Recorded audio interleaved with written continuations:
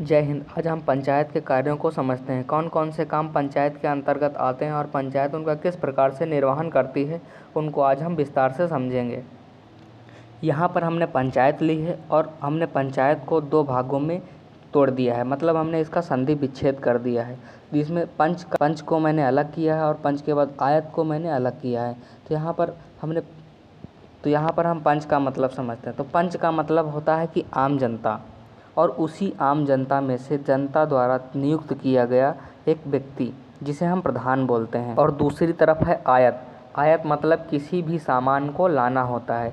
तो यहाँ पर इस पंचायत में आयत का मतलब है कि ग्राम सभा में जितने भी किए जाने वाले कार्य हैं उनको प्रधान के सामने लाया जाए और प्रधान उस कार्य को सही ढंग से करे। तो यहाँ पर जितने भी ग्राम सभा में करने वाले काम रहते हैं वो सभी प्रधान के अंतर्गत आते हैं, जिनका प्रधान ही एक तरफ से रखवाला होता है और उनकी देखभाल प्रधान ही करता है। और कौन से कार्य किए जाने हैं, कौन से नहीं किए जाने हैं, यह जनता द्वारा प्रधान को बताया जाता है और प्रधान फिर उस पर अपना डिसीजन लेता है और कार्यों को करवाता है। तो यहाँ पर पंचायत के कुछ कार्य भी होते हैं जिनको हम आगे समझते हैं। सबसे पहले पंचायत ग्राम सभा की ऐसी कार्यकारी संस्था है जो 11वीं अनुसूची में लिखे गए 29 विषयों पर को कार्य संपादित करती है। मतलब जी इसमें 29 विषय लिखे गए हैं, इन पर कार्यों को संपादित करती है।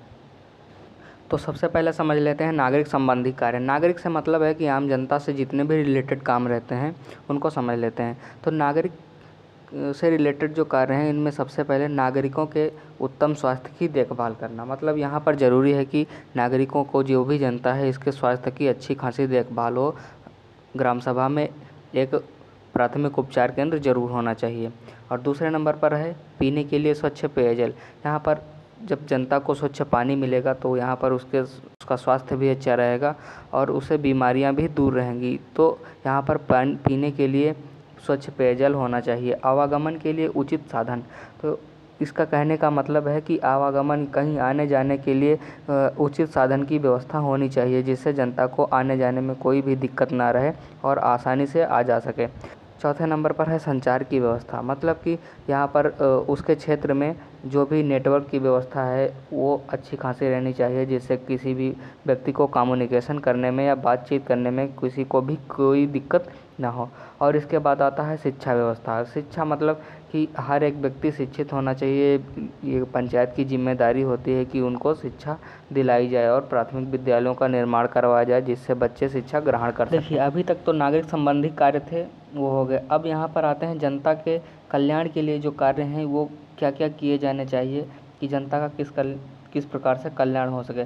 सबसे पहले तो परिवार नियोजन होना चाहिए, उनके परिवार नियोजन की व्यवस्था होनी चाहिए। इसके बाद आता है जन्म पंजीकरण। मतलब जब बच्चा कोई भी जन्म लेता है तो उसका पंजीकरण होना चाहिए कि ये हमारे देश में जन्मा है, इसकी अब नागरिकता आज से स्टार्ट होती है।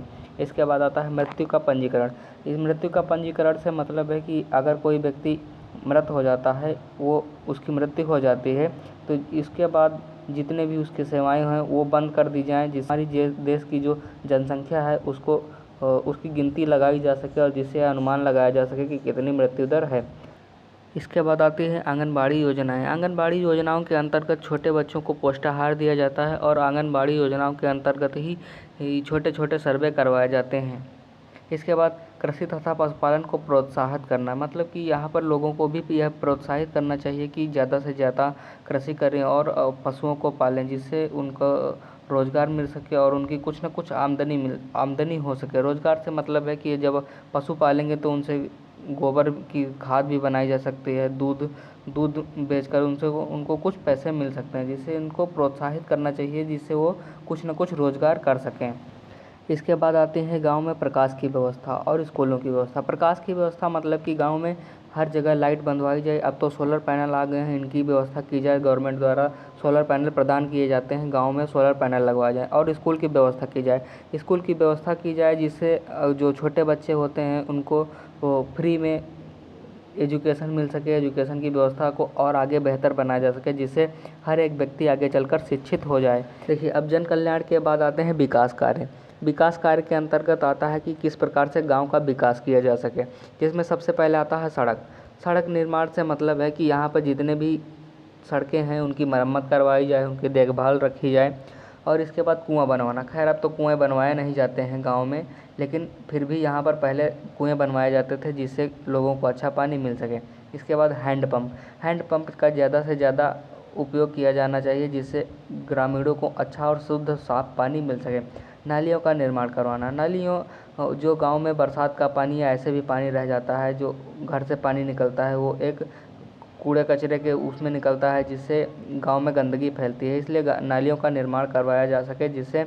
इसके बाद आता है पुलियों का निर्माण करवाना। पुलियों का निर्माण इसलिए कराया जाना आवश्यक है क्योंकि इस तरफ का पानी उस तरफ निकलना भी बहुत ज़रूरी है, नहीं तो पानी जमा होने से गंदगी फैल सकती है, इसलिए पुलियों का निर्माण करवाया जाना चाहिए। इसके बाद आता है इंदिरा गांधी आवास योजना के अंतर्गत ग्रामीणों को, इसके अंतर्गत जो असहाय लोग होते हैं उनको आवास दिया जा सके।